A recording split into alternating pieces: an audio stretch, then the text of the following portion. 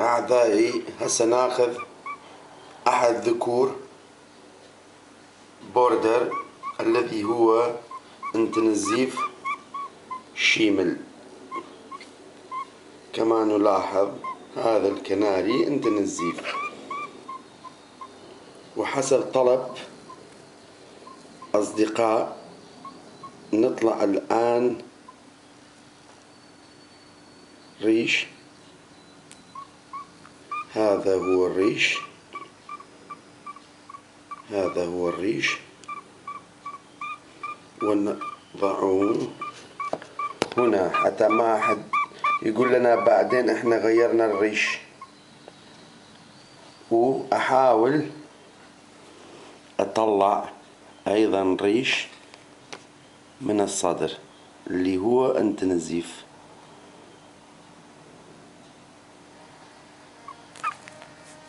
هذا هو ريش انتنزيف. أدخل الكناري في قفص حتى لا ونشوف الريشين. كما نلاحظ هذا هو ريش شيمل اللي بيها اللون الأبيض هنا كما تلاحظون.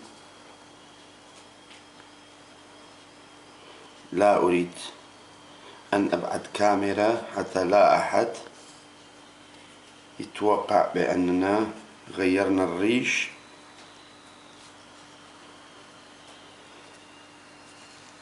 وهذا هو الريش، هذا هو الريش انتنزيف. نخلي الريشين جنب بعض حتى يرى جميع الفرق.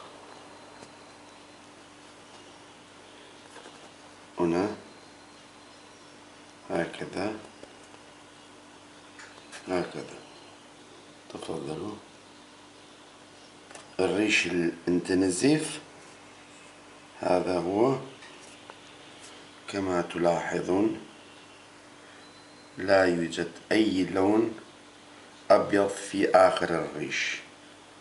هاي ترى أكثر من ريش. الآن آخذ أحمر.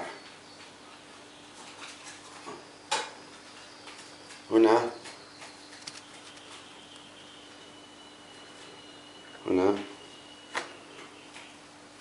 الكناري أحمر انتنزيف شيمل،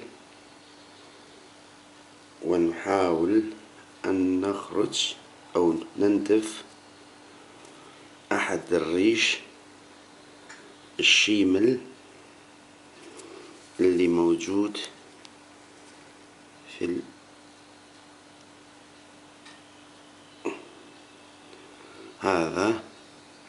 هذا هو الريش. نضعها هنا، نضعها هنا حتى تتأكدوا ولا أحد يقولنا بعدين تم تغيير الريش. والآن أطلع ريش في منطقة انتنزيف.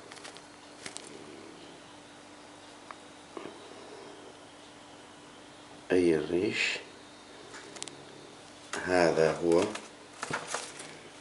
أرجع أولا الكناري للقفص. هذا هو الريش.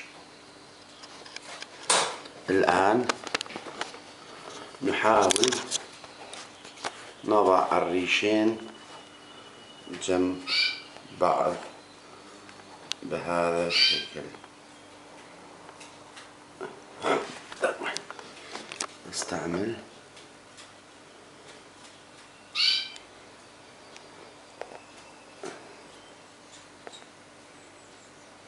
هكذا. نلاحظ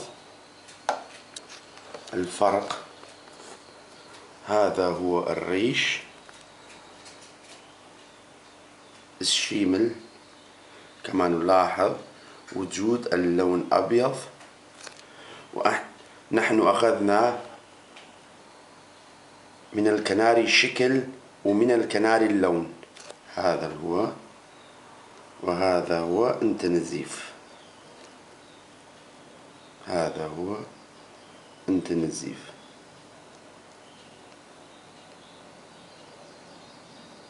وهذا هو أيضا، حتى نرى